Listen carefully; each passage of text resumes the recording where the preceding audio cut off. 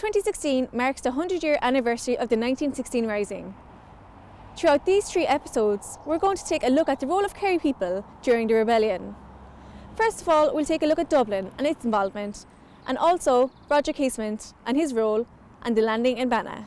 Home Rule was rising tension all over the country, with the majority of people voting for it, and a small group of rebellions called the Irish Republican Brotherhood voting against it. In secret, the rising was planned, and the group were able to obtain guns from the Germans. The rising was supposed to take place on Easter Sunday.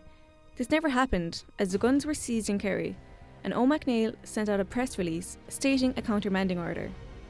This, however, did not stop the IRB.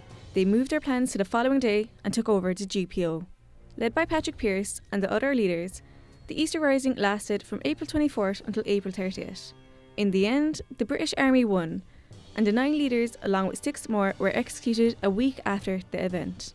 There's no doubt that Casement is an interesting character in history, but there's a lot more to him than what meets the eye. As characters go, I have to say, of all the figures I've studied in history, he's probably one of the more interesting ones, because so many things happened to him in his relatively short life, and he himself was such a complicated character and a complex character that it is quite interesting to dig deep and to try and get a better understanding of him.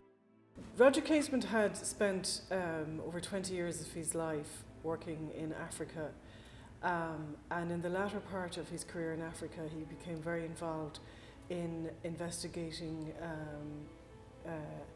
the rubber industry in the Congo, particularly allegations of brutality towards the native people who were collecting the rubber, and this was for the Belgian King Leopold.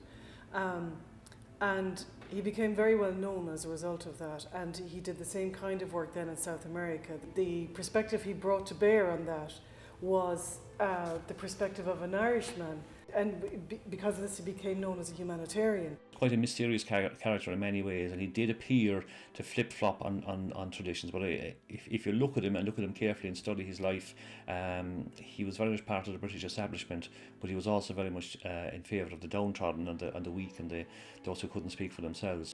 He was working for the British Foreign Service, and he resigned in 1913 and then became completely involved in Irish affairs, and became completely involved in recruiting for the volunteers.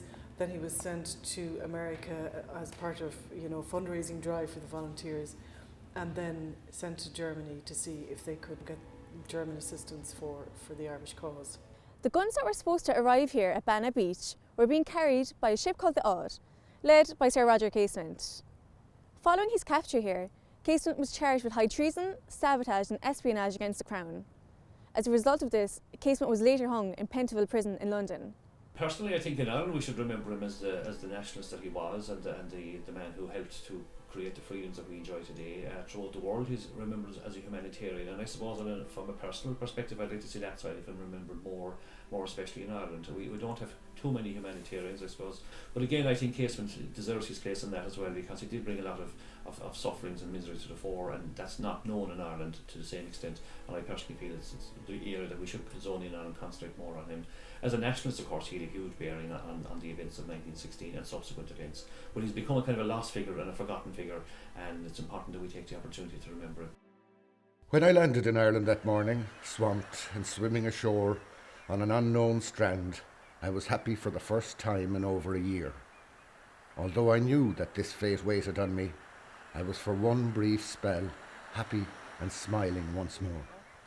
I cannot tell you what I felt.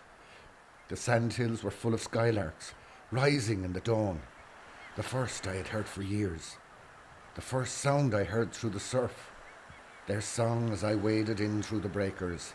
They kept rising all the time, up to the old rate at Curraheen. And all around were primroses and wild violets, and the singing of the skylarks in the air. And I was back in Ireland again.